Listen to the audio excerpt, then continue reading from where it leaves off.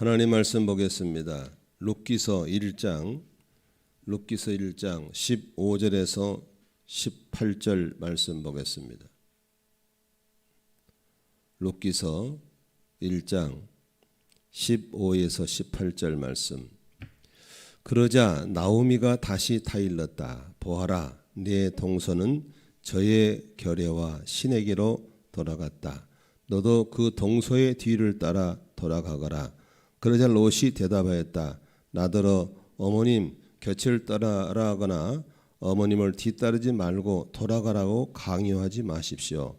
어머님이 가시는 곳에 나도 가고 어머님이 머무시는 곳에 나도 머무르겠습니다. 어머님의 결례가 내 결례이고 어머님의 하나님이 내 하나님입니다. 어머님이 숨을 거두시는 곳에 나도 죽고 그곳에 나도 묻히겠습니다. 죽음이 어머니가 나를 떼어넣기 전에 내가 어머님을 떠난다면 주님께서 나에게 벌을 내리시고 또 더 내리신다 해도 달게 받겠습니다.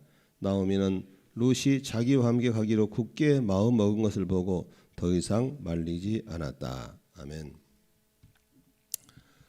성경에는 그 이방 사람이지만 믿음의 명문 가문에 입문하신 분들이 많이 기록되고 있습니다. 어제는 아브라함을 얘기했다면 오늘은 룻을 볼 수 있는데, 룻이라는 사람은 한마디로 이방 사람입니다. 그런데 선택받은 나오미 집안과 결혼을 하게 되죠. 그런데 안타깝게도 형님도 동생도 아기를 낳지 못한 채 죽고 맙니다. 그래서 이제 며느리만 남아있을 때 과부 시어머니가 며느리에게 이제 더 이상 나랑 같이 살 이유가 없으니까 떠나라고 그럽니다. 가서 너희들끼리 삶을 살아라고 그럽니다. 그때 이제 큰 며느리가 떠나죠. 룻도 가라고 그러니까 룻이 하는 말이 오늘 뭐라고 그럽니까? 저는 그렇게 할 수 없습니다. 어머니가 계시면 나도 있겠고 어머니의 나라가 내 나라고 어머니 하나님이 내 하나님입니다. 어머니가 숨을 거둔 곳이 나도 거기서 죽겠습니다. 거기서 묻히겠습니다. 그러므로 저는 절대로 어머니를 떠날 수 없다고 단호하게 얘기합니다. 그때 나오미가 이제 그를 받아주죠. 그런데 사실 그로 인해서 시작돼서 룻은 그 지역의 유지인 보아스와 함께 재혼을 하게 되죠. 그리고 보아스와 재혼한 사이에서 태어난 사람이 다윗의 할아버지 이새가 태어나고, 그래서 이제 쭉에서 나오미 룻이 다윗가에 이스라엘 왕이 태어난 다윗가의 왕족의 할머니가 되는 놀라운 역사가 일어나죠. 여기서 우리가 몇 가지 중요한 것은 우리 같은 이방 사람도 어떤 믿음을 갖고 어떤 은혜를 받으면 신앙의 명문 가문, 우리들의 자녀를 통해서 세계적인 인물이 나오고 나라를 건지고 하나님의 큰일 할 수 있는 인물이 나올 수 있다는 사실을 볼 수 있는 희망을 주고 있는 걸 믿으시 바랍니다. 금수저는 금수저고 흙수는 흙수저라고는 그 세상을 비아냥거리는 소리에 묻힐 것이 아니라, 우리 집안에서 이런 세계적인 인물이 나올 수가 있구나, 우리도 믿음의 명문 가문이 될 수 있구나 라는 꿈을 갖게 하는 것이 바로 이방 여자인 룻인 것을 믿으시길 바랍니다. 여기서 우리가 그 룻이 갖고 있는 대단한 지배한 결단 한 가지를 본다면은, 여기 떠나라고 그럴 때 뭐라고 합니까? 16절 보니까 나더러 떠나라지 마십시오 하면서 어머니가 가시는 곳에 나도 가고 어머니가 머무르는 곳에 나도 머무르겠습니다. 다시 말하면 일심동체를 얘기합니다. 우리가 믿음의 명문 가문이 되려면 하나님의 은혜 속에 일심동체가 되어야 될 줄로 믿습니다. 두 번째 뭐라고 그럽니까? 어머니의 결례가 내 결례고 어머니 하나님이 내 하나님입니다. 바로 신앙의 일심동체입니다. 믿음이 온전히 성경의 믿음과 하나가 되어야 됩니다. 그 다음에 뭐라고 합니까? 죽음이 어머님과 나를 떼어넣기 전에 내가 어머님을 떠난다면 하나님 내게 벌을 내릴 것입니다. 다시 말하면 동고동락을 하는 겁니다.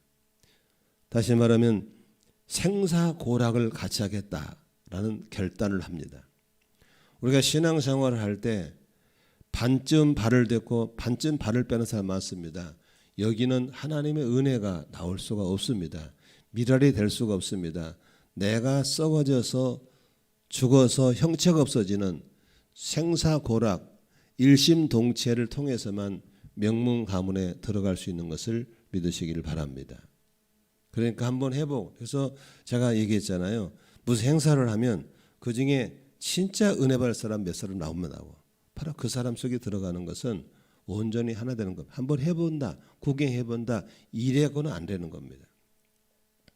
이런 단호한 결정 앞에 여기 18절에 뭐라 그래요? 나오미는 룻이 자기와 함께 가기로 굳게 마음 먹은 것을, 굳게 마음 먹은 것을, 밑줄 주세요. 굳게 마음 먹은 것을 보고 더 이상 말리지 않았다 그랬습니다.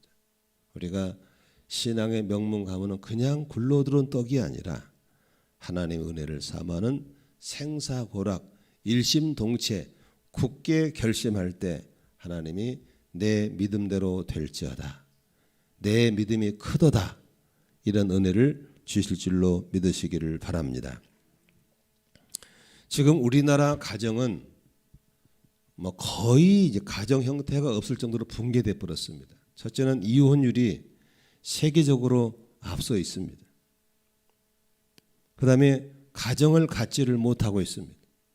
서로 가정을 갖는다 해도 자녀를 낳지 않습니다.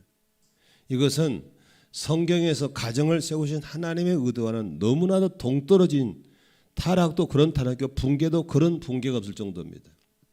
지금 더 심각한, 이번에 청소년들한테 앙케이트를 조사했는데 중고생들이 갖고 있는 생각 속에 뭐가 있냐면, 나는 결혼을 하되 자녀를 낳지 않겠다는 아이들이 60%가 넘습니다.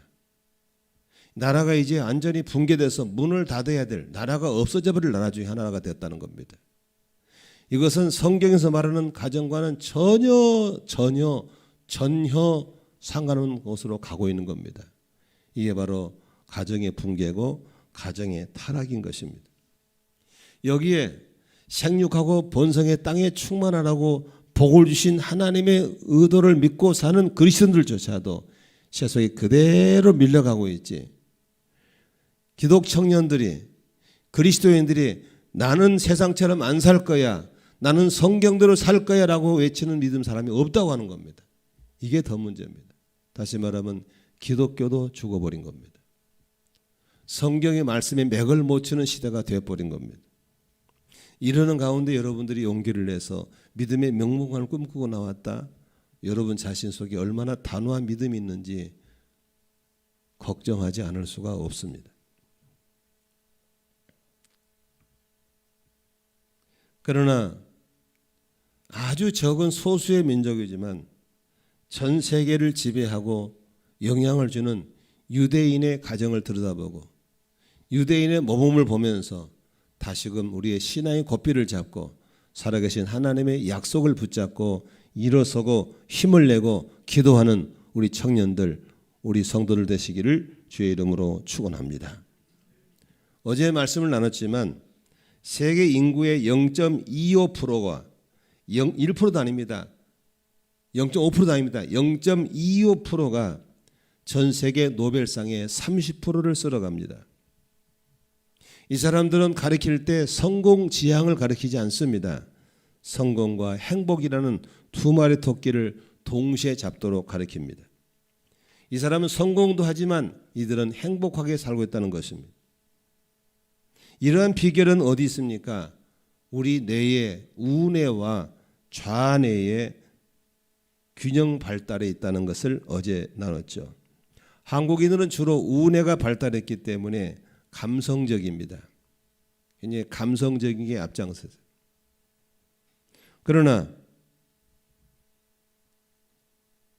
유대인들은 우뇌와 함께 좌뇌가 발달했기 때문에 논리적이고 합리적인 사고가 대단합니다. 어떻게 이 사람들은 좌뇌와 우뇌를 그렇게 골고루 개발할 수 있었을까? 발전시킬 수 있을까? 그것은 바로 하브루타라는 교육 방식 때문에 그렇습니다. 하브루타라고 하는 것은 어제 말씀드린 것처럼 토론하고 대화하고 질문하고 답하는 그런 방식을 말하는 것입니다. 오늘 생각해 볼 수 있는 것은 세계 모든 정상에는 유대인이 있다고 하는 것입니다. 세계적인 물리학자인 아인슈타인 바로 유대인입니다. 세계적인 정치인 헨리 키신저가 바로 유대인입니다. 세계적인 영화계의 감독인 스티븐 스필버그가 바로 유대인입니다. 전 세계 극장에 상영되고 있는 영화의 80%, 85%가 할리우드에서 나온 영화입니다. 그런데 할리우드가 유대인 것이라는 것도 아시죠? 미국 코미디계의 스타 가운데 80%가 다 유대인 출신이라고 합니다. 유대인들이 영화계건 코미디계건 정치계건 다 잡고 있다는 사실입니다. 미국의 법조계와 언론계를 휩쓰는 논쟁의 달인들이 거의 다 유대인들입니다. 미국 전체 법대 교수의 26%가 유대인들입니다. 미국의 유명한 대표 언론기관인 뉴욕타임즈, 워싱턴 포스트, 윌스트리트 저널, 뉴스위크 다 유대인 소유입니다. 미국의 전체 인구의 2%인 유대인의 재산이 미국 GDP의 15%가 유대인 겁니다. 미국의 상위 400대 기업, 미국의 부자들의 400명 중에서 23%가 유대인입니다. 세계 500대 기업의 중간 간부들이 한국인은 0.3%지만 유대인은 41.5%가 차지하고 있습니다. 한번 생각해 보세요. 유대인은 우리나라 인구의 5분의 1도 안 됩니다. 그 적은 인구가 그렇게 전 세계를 장악해 가고 있다는 사실입니다.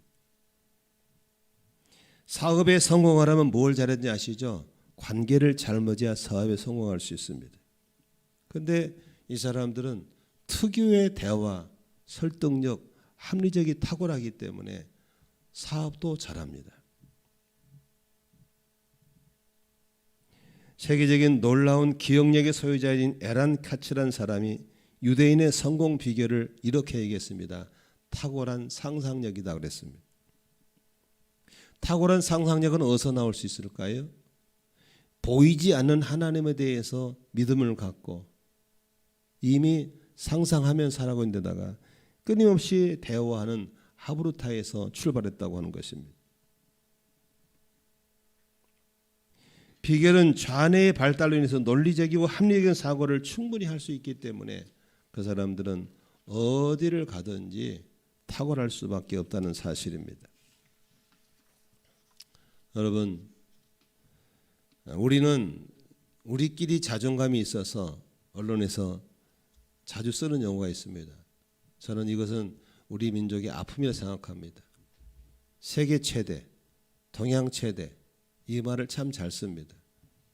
중국 사람들은 절대 세계 최대, 동양 최대 말 자체를 쓰지 않습니다. 왜? 그 사람은 본래 크니까. 우리는 작은 것에 대한 아픔이 있는 민족입니다. 교회도요. 저기 변두리고에서도 제일교회 있습니다. 제일교회, 중앙교회. 조그만 골목교회도 제일교회, 중앙교회를. 어떤 교회는 제일중앙교회에 있더라. 제일중앙교회. 좋은 거 다 갖다 붙여놨더라고. 아픔이 있습니다.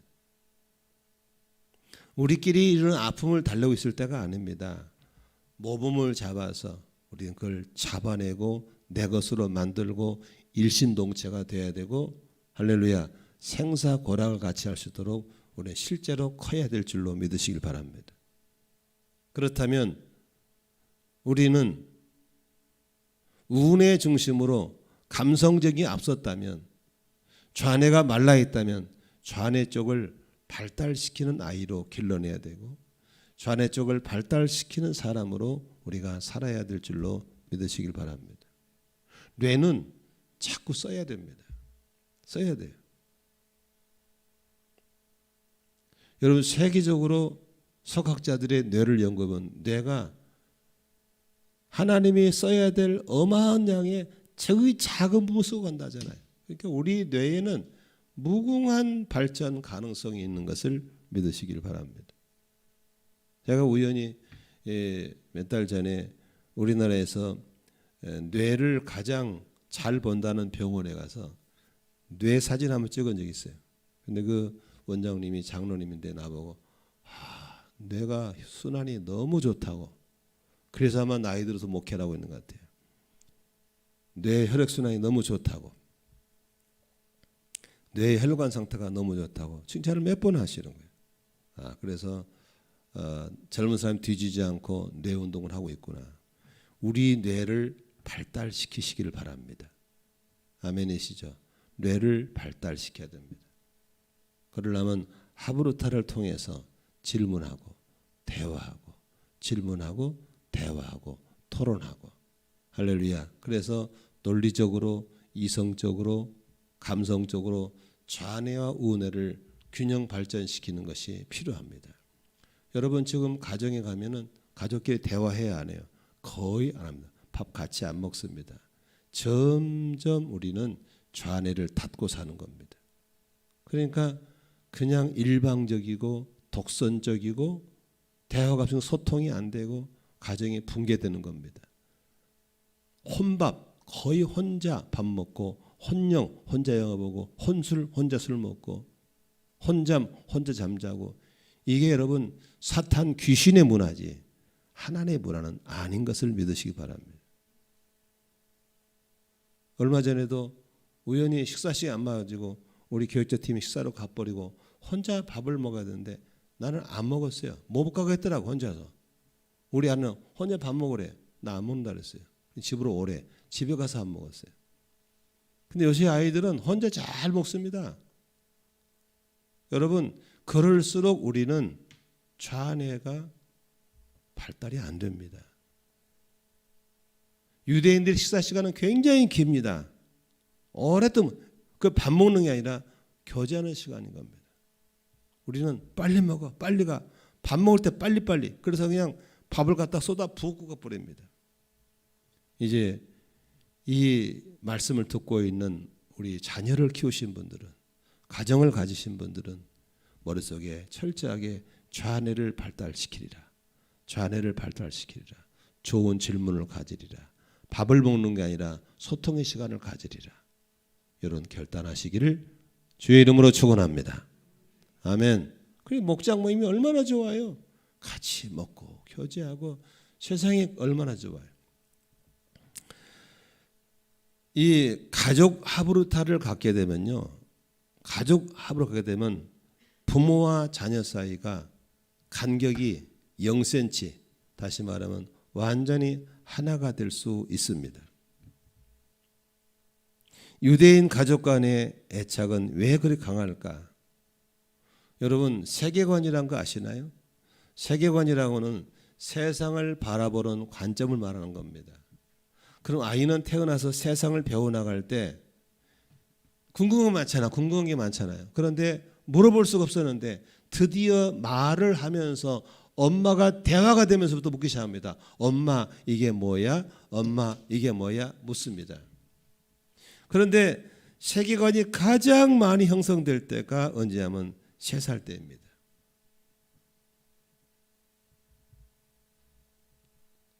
이 만 3세까지의 두뇌 발달의 75%가 바로 3살 때 다 이루어진다는 거예요.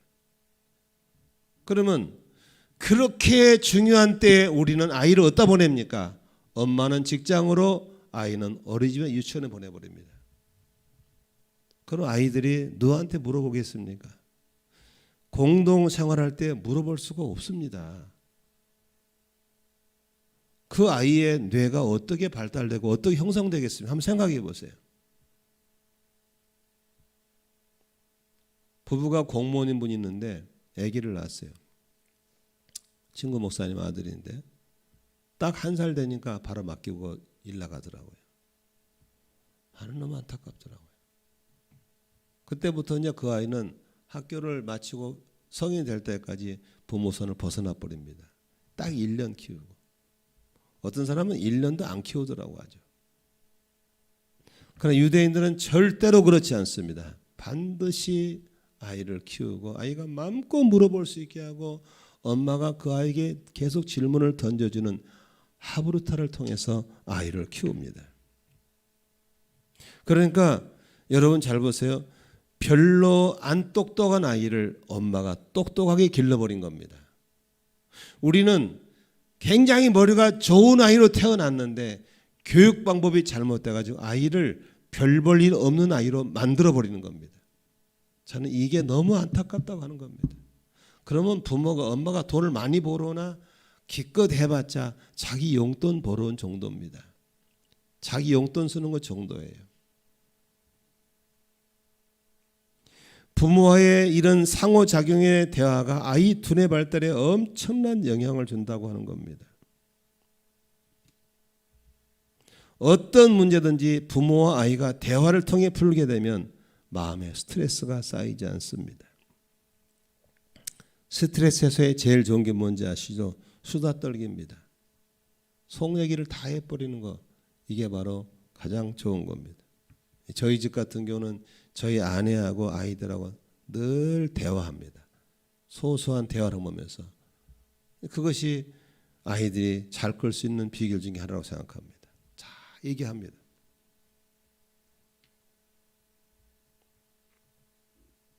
아이들은 자라면서 하브루타를 통해서 부모와 소통했듯이 자연스럽게 이제 세상과도 소통하는 아이로 나오는 걸 볼 수 있습니다. 누구를 만나도 대화할 줄 알고 누구를 만나도 그 문제를 풀어낼 수 있는 소통의 능력을 가지고 태어난 사람들이 바로 유대인들입니다. 그러니까 그들은 나오면 자기의 분야별로 자기의 분야별로 각 분야별로 전부 다 소통하고 탁월한 리더로 나올 수밖에 없는 것이 바로 유대인이라고 하는 겁니다.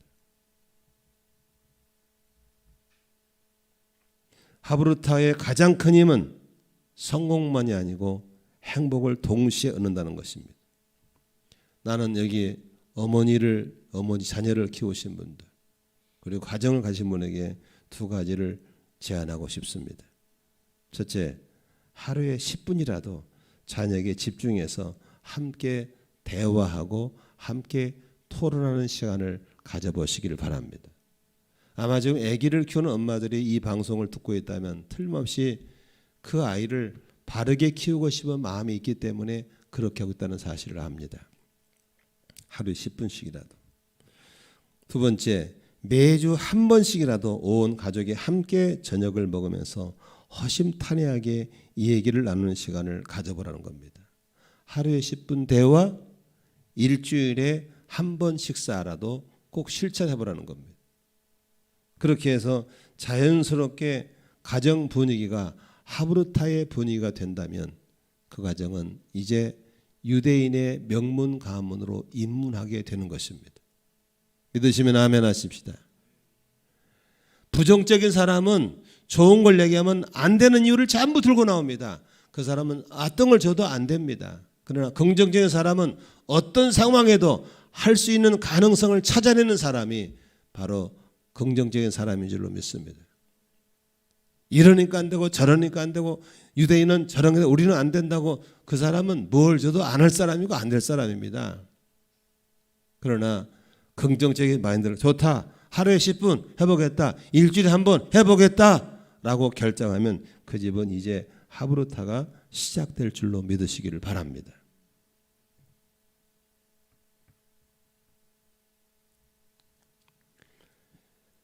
우리는 여러분 아이들에게 선물을 사주면 뭘 사줍니까?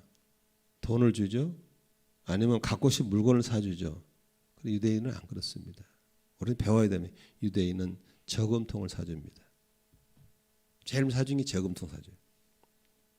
그래서 그 아이에게 돈이 생기면 먹고 싶으면 사 먹으러 가고 싶으면 사러 가게 하는 것이 아니라 여기 밟아요. 저금통에 자기 돈을 모으는 것부터 가르칩니다.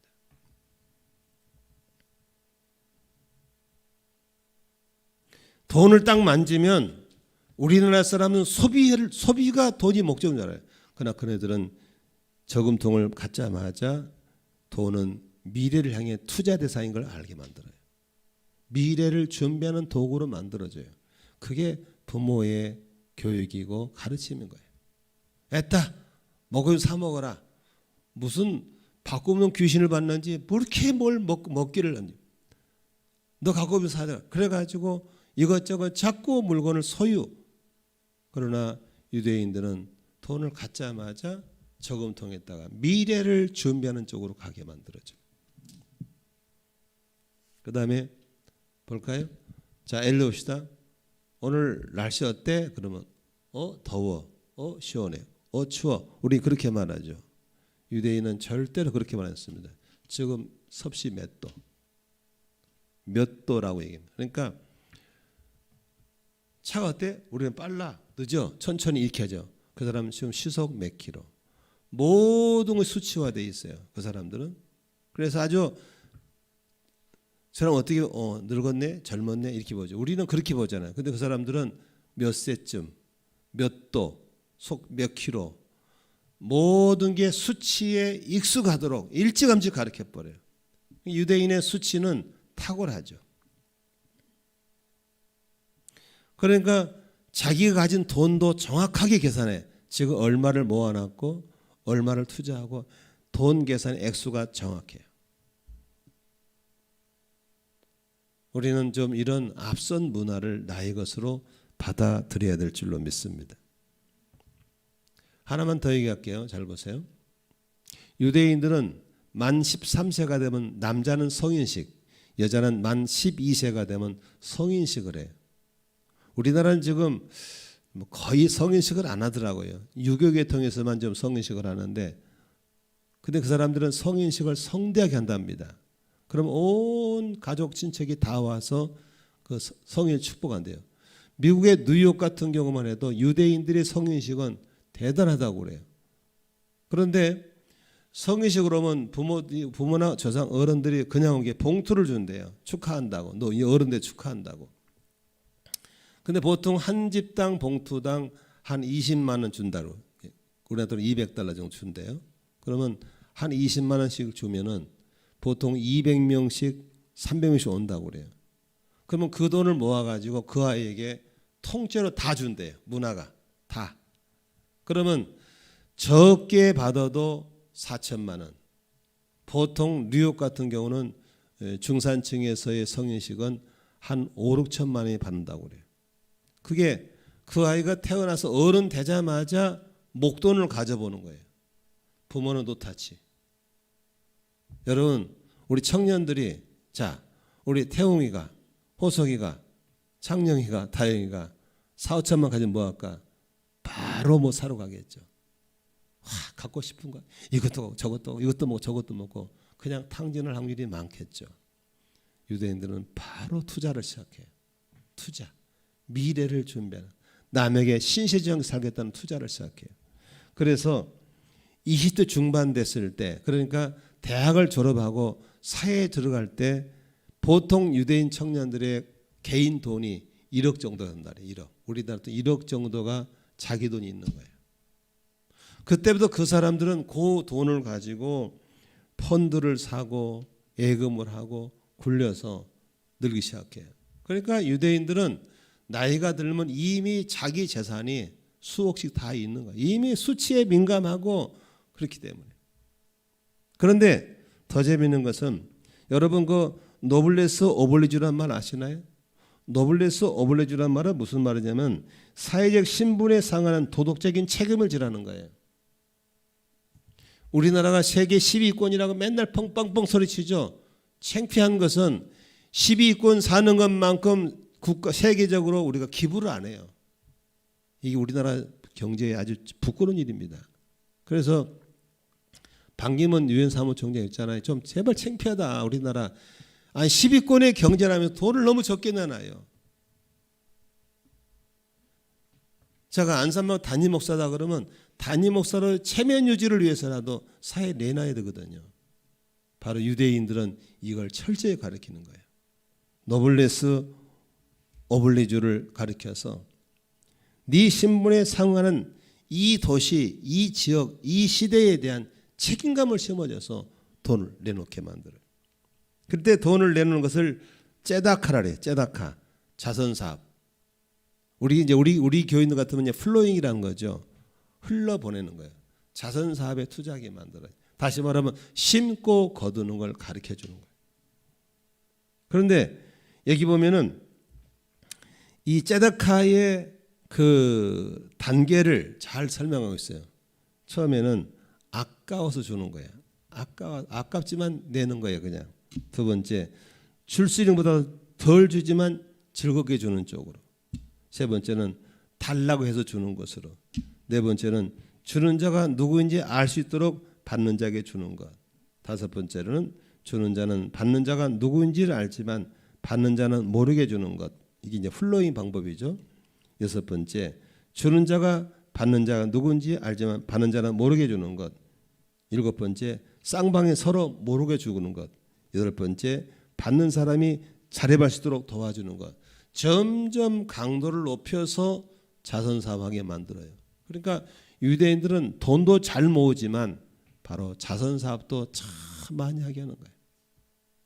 지금 이번에도 우리 한 자매가 자기가 가정이 다르지만 어려웠을 때 애들하고 외식 한번 못한 게 너무 마음이 아팠는데 이제 가정의 달이 돌아오니까 그런 선교사님들, 그런 목회자가 있으면 자 그런 분들에게 좀 나누고 싶다 해가지고 봉투 3개를 해왔어요. 20만 원 담아가지고 60만 원을 가져왔더라고. 바로 이게 째닥합니다. 이게 바로 플로잉입니다. 주는 사람은 누가 받는지 모릅니다. 받는 사람도 누가 준지를 모르게 받는 겁니다. 그러나 이게 흘러가게 만드는 겁니다. 유대인들은 이걸 잘하기 때문에 하나님이 끊임없이 하늘을 열고 물질 축복을 주시는 걸 믿으시기 바랍니다. 우리는 주지도 않고 받으면 다 써버리고 다 먹어버리는 이런 깡통이 되면 그런 자녀들이 무슨 부자가 되고 무슨 세계 리더가 될 수 있겠습니까? 한번 생각해 보세요. 그냥 돈 주면 바로 뛰쳐나가 써버리고 돈 주면 바로 갖다 퍼먹어버리는 아이들을 길러놨으니 무슨 세계적인 인물이 나오고 부자가 되고 기업주가 나와요. 택도 없습니다. 잘못 가르친 거예요. 오늘 말씀을 정리하고 마치겠습니다. 사랑하는 성도 여러분, 우리는 믿음의 명문 가문은 허상으로 있어서는 안 되는 겁니다. 하나님의 약속을 붙잡아야 됩니다. 우리는 저주 아래 있는 것이 아니고 십자가 아래에서 모든 저주를 걷어가 버리신 하나님의 은혜 아래에 있는 걸 믿으시 바랍니다. 이 약속을 붙잡고 룻처럼 생사고락 일심동체의 믿음을 갖고 나가면서 이런 세계적인 명문 가문의 하브르타와 경제관, 가족 간의 이 하브르타를 우리 집에 도입을 시키되 하루에 10분만이라도 일주일에 한 번만이라도 좀 차분하게 대화할 수 있는 그런 시간을 확보해야 되겠다. 출발하시고 오늘부터 아이들에게 먹고 싶은 건 사 먹어라, 갖고 싶은 건 가져라 이런 돈이 아니라 그 아이들에게 저금통을 갖추고 미래를 준비하게 만들고 자기 돈을 준비하게 만들어보는 그런 아이. 제 후배 목사 자녀가 넷인데 둘째 딸이 가르치도 안 하는데 자기 돈을 만들기 시작하더라는 거예요. 걔는 대학생인데 돈이 몇백만 원씩 있대요. 자기 돈이. 희한한 아이래요. 잘 관리한대. 다른 아이는 그냥 갖다 쓰고 갖다 쓰고 돈이 맨날 돈 텅텅 비는데. 그러니까 그 아이는 지금부터 걱정이 안 된대요. 쟤는 어디다 던지나 살을 내라는 거야. 여러분 자녀들을 어떻게 기릅니까? 이제 밥만 먹이 육체 몸집만 키우는 부모가 아니라 그 속에 있는 사상도 삶도 씌워서 자립의 아이로 길러내는 그런 부모가 돼야 될 줄로 믿습니다. 기도하겠습니다. 하나님 오늘 성령 안에서 함께 하시고 은혜 주셔서 신앙의 명문 가문을 꿈꾸면서 룻처럼 나도 일심동체 생사고락을 같이 하겠다는 결심을 가지고 명문 가문에 도전하게 도와주시고 유대인의 이런 세계적인 각 분야의 정상에 서는 자들을 본을 받고 모범이 되게 도와주시고 오늘도 나부터 그런 헌신, 희생, 결단이 있게 하여 주시옵소서. 예수 이름으로 축복 기도합나이다. 아멘. 한번 띄워보시면 글자가 뜰 겁니다. 조별 나눔을 할 때 다음 세 가지를 가지고 나누면 좋겠습니다. 이방 여인이 루시 이스라엘 다윗 왕조 가문의 조상이 되는 비결 세 가지를 좀 나눠보시고 몇 가지 나눠보시고 첫 번째 세계 모든 각 정상에는 유대인이 있는 비결은 어디서 출발한가 하고 보는가. 그 다음에 가족 합을 따라 부모와 자녀 0cm에게서는 행복과 성을 동시에 얻게 되는 두 가지 구체적인 실천 방법 여기에 대해서 한번 보십시오. 여기 끄지 않을 거니까 찍을 필요 없어요. 여기 틀어놓고 같이 한번 좀 나누시고 나서 이번에 세계협주는 기도하지 마세요. 기도는 집에 가서 집에 가서 여기서 하지 말고 집에서 하고 이걸 나누세요. 합으로 따라 해보는 거예요. 나누고 기도는 집에 가서 가다가든지 그렇게 하셔서 꼭 좀 나누세요. 우리는 그냥 가서 흔들다 가면 아무 소용없어요. 그거 하지 마세요. 그래서 생각을 정리하고 실천 방법을 가지고 가셔서 꼭 그렇게 해보시길 바랍니다. 그리고 자녀를 잘못 키웠다면 회개도 하세요. 하나님 이 예비가 잘못했습니다. 이제부터라도 내가 삶의 모범을 보여서 우리 아이가 내가 세상을 떠난 이후에도 거지로 살지 않고 자립에 사는 걸 보게 해 주십시오. 이런 거 가지고 하시면 좋겠어요. 실천하면 좋겠어요.